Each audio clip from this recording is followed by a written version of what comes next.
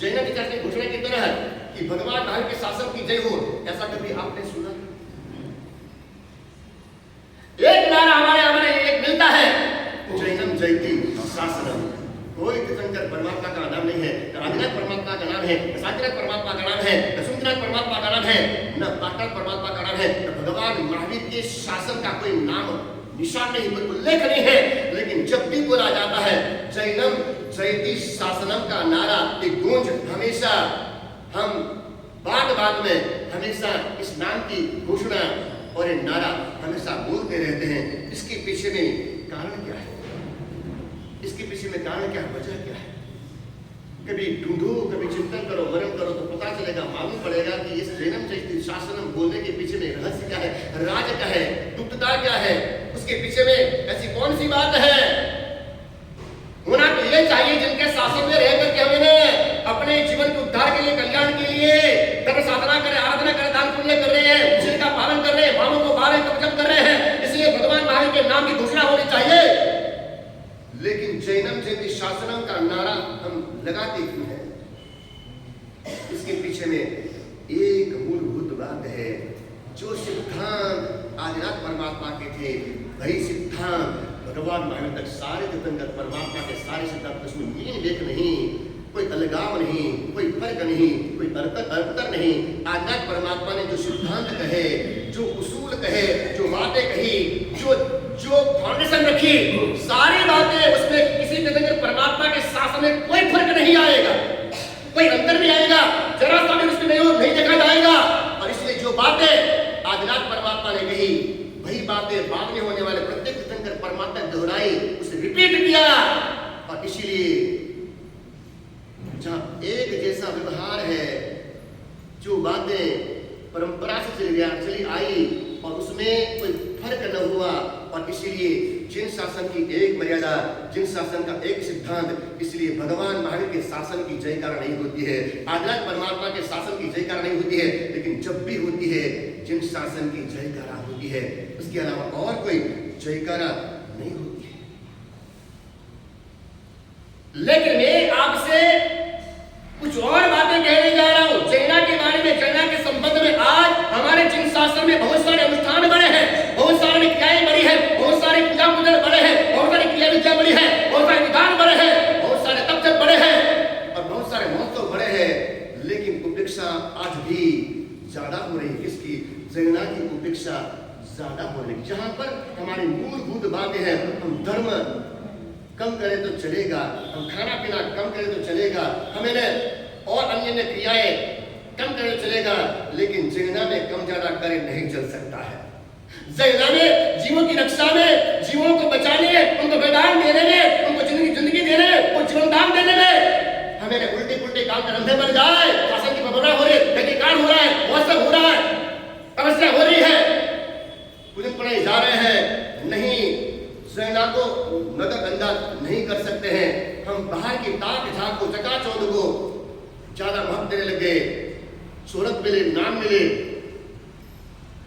नाम हो जाए, डंका बच जाए, इतना जबरदस्त महोत्सव हुआ, ऐसा संगीतकार आए, ऐसा डेकोरेशन हुआ, ऐसा खाना बना, इतनी मिठाइयां हुई, इतने फरसान हुए, इतना घी लगा, इतना दूध गया, इतनी मिठाइयां हुई, इतना नमकीन हुआ।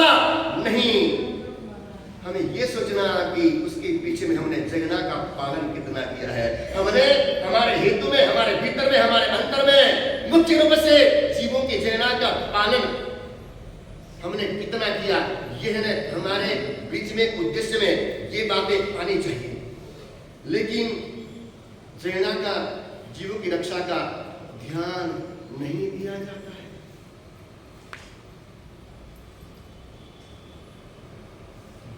आपके घर पर कोई मेहमान आए या फिर आप कहीं पर मेहमान बन करके जाए, और जब भी कहीं पर मेहमान बन करके जाते हैं तो यजमान जहां पर आप पहुंचे, उस घर के लोग, उस परिवार के लोग आपकी आवगता स्वागता करेंगे, पानी देंगे, चाय देंगे, कुशल मंगल पूछेंगे, खैरियत पूछेंगे, सब मजे में है, कुशल मंगल है, शांता है, शांति है। ये सब सारी बातें होगी। उसके बाद में पानी, जो कुछ भी आपके संसारिक व्यवहार चलता है, पहले तो पानी और चाय होता था, अब क्या क्या होने लगे मालूम नहीं मुझे। क्या क्या होता है, किस तरह का होता है, कुछ अता पता नहीं होता है। लेकिन समझ लीजिए, अगर आप मेहमान बन करके गए और आपके लिए वहां पर चाय रखी गई, आपको चाय वहां पर दी गई, और चाय पीना, जो चाय आपको दी है या फिर जो कुछ आपको दिया गया है उससे पीना, स्वाद लेना, उसे चखना, अपने मुंह में डालना, अपने पेट में उतारना, ये क्या है? 9 तत्वों में एक तत्व आता है, आश्रम नाम का तत्व आता है। आश्रम नाम का मालूम है? इनको मालूम, इनको पता नहीं, इनको यही मालूम है कैसे धन है, कैसे कमाना, कैसे खजाना भरना, कैसे महोत्सव करना, कैसे अपना रुतबा बढ़ाना, कैसे बैंक बैलेंस करना, इनको ये मालूम है। लेकिन आश्रम क्या होता है इन बहनों को मालूम है। तो आश्रम नाम का एक तत्व आता है, और आश्रम नाम का जो तत्व आता है उस तत्व का अर्थ क्या है? आश्रम नाम के तत्व का अर्थ क्या होता है? आश्रम नाम के तत्व का अर्थ क्या होता है? आश्रम यानी आना, आगमन हो जाना, उसका प्रविष्ट होना, उसके लिए द्वार खुले रह जाना, खुले आ जाना। आश्रम का मतलब आना, यानी दुष्कर्म आना, पाप आना, कर्म आना, आने का मतलब ये होता है। तो आश्रम, जब भी आप कहीं पर भी गए और आपको अगर चाय दी गई और आप अगर चाय पीते हैं तो वहां पर क्या होगा? आश्रम होगा ही होगा। स्वाद आदि वहां पर लोगे ही लोगे, टेस्ट आएगा ही आएगा। क्या शक्कर बर्फ डाली कि नहीं डाली है, कड़क है कि नहीं है, ठंडे है कि गर्म है, क्या होगा? थोड़ी प्रश्नता भीतर में रही जाएगी। और जब जब राग आएगा, वहां पर कर्मों का अनुबंध हो ही जाएगा। इसलिए साधुओं के लिए शास्त्रों में ऐसी बातें बताई गई, मर्यादा बताई गई है कि अगर किसी फ्रूट का जूस साधु पीते हैं, स्वाद लेकर के एक घुट लेते हैं, एक उपवास का प्रायश्चित बताया जाए। जब ये स्वाद लेते हैं, वहां क्या राग बढ़ा, अनुराग बढ़ा, आसक्ति बढ़ी, मोह बढ़ा, और इसलिए क्या, जब राग आएगा वहां पर कर्मों का आना अवश्य हो ही जाएगा। इसलिए कहा गया है, जहां आप चाय ले रहे हैं तो चाय पीने से कर्मों का आश्रम, लेकिन आपको लगे कि चाय गर्म है, पी न सकेंगे, जीभ जल जाएगी, बाहर फेंकना पड़ेगा, अंदर उतारेंगे तो अगर में चमड़ी जल जाएगी, इतनी गर्म चाय हो।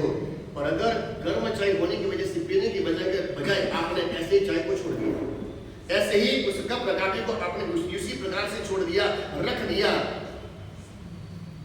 तब भी आश्रम। आप पीओगे तब भी आश्रम, मुंह में डालेंगे तब भी आश्रम। और अगर आपने चाय को त्यों उसी प्रकार से छोड़ दिया, उसके लिए और कोई व्यवस्था, कोई उपाय न किया,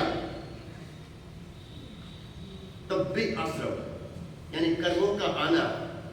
लेकिन आपको लगे कि चाय बहुत गर्म है और चाय ठंडे होते होते 2, 5 मिनट, 10 मिनट लग ही जाएंगे, और कहीं इस गर्म चाय में कोई जीव जंतु आकर के डूब करके अपने प्राणों को न गंवा दे, और इस आशय से, इस रीजन से अगर आपने चाय को ढक दिया, तो ये क्या है? ये कर्मों की निर्जरा, ये क्या है? कर्मों की जगना की भावना है आप में भीतर में। अगर आपने पिया तब भी आश्रम, अगर आपने ये चाय को छोड़ दिया तब भी आश्रम। तो क्या आप कह रहे हैं करुणा उपयोग की भावना नहीं, जीव को बचाने की भावना नहीं? लेकिन अगर आपने चाय खुली रखी, उसमें जीव न भी गिरे, कोई न भी मरे, लेकिन तब भी क्या?